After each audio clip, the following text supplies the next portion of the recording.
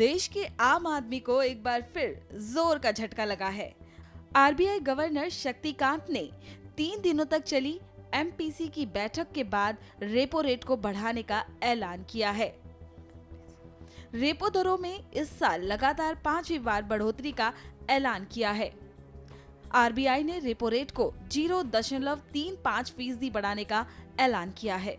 RBI के मुताबिक अब रेपो रेट 5.90% से बढ़कर 6.25% हो जाएगा।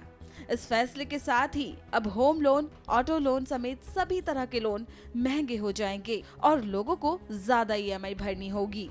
इससे पहले आरबीआई ने अक्टूबर और अगस्त में भी रेपो रेट में 50 बेसिस पॉइंट की बढ़ोतरी की थी। मई महीने में भी हुई एमपीसी की बैठक में रेपो रेट को 50 बेसिस पॉइंट बढ़ाकर 4 से 90% कर दिया था। जो आरबीआई ने जो 35 बेसिस पॉइंट्स अनाउंस किए, तो ज़्यादातर मार्केट का तो उम्मीद वही था कि 35 बेसिस पॉइंट्स ही अनाउंस हुए और वही हुआ है। अब फर्क ये है कि देखना है कि यहाँ से और बढ़ाएंगे कि घटाएंगे, और जो सिग्नल्स आ रहे हैं वो आरबीआई से अभी तक तो यही है कि हो भी सकता है कि ये बढ़े, ये नहीं कि यहाँ से बस घटे। और उनको यही एक एरिया में जो फोकस है और वो है इन्फ्लेशन का, कि जहाँ तक इन्फ्लेशन बिल्कुल स्टेबलाइज नहीं हुआ तब तक इंटरेस्ट रेट्स के बढ़ने का तो अभी भी चांस है। और जब तक ये हो सकता है हमें इसी सब देखना है कि हमारे जो एनर्जी कॉस्ट हैं, जो हम बाहर से डीजल और पेट्रोल और ये सब प्राइसेस जो आते हैं हमारे हाथ में, वो इन्फ्लेशन साइकिल में पड़ जाते हैं। साल के आखिरी महीने में रेपो रेट में ताज़ा बढ़ोतरी के बाद दर 6.25% पर पहुंच गई है। इस साल केंद्रीय बैंक ने ब्याज दरों में कुल 2.25% का इजाफा किया है। आरबीआई गवर्नर शक्तिकांत दास ने कहा कि हमारा लक्ष्य देश में महंगाई दर को 6% के तय टारगेट के नीचे लाना है।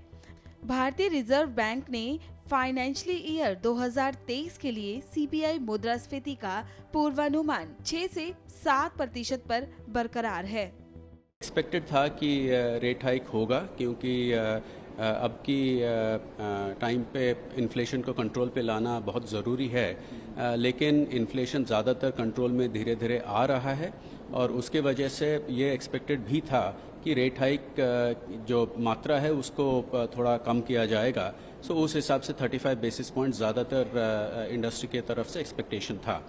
तो कंट्री की प्रायोरिटी के बारे में अगर आप बात करें तो इन्फ्लेशन को कंट्रोल में लाना ज़रूरी है, लेकिन ग्रोथ को कॉम्प्रोमाइज़ नहीं कर सकते।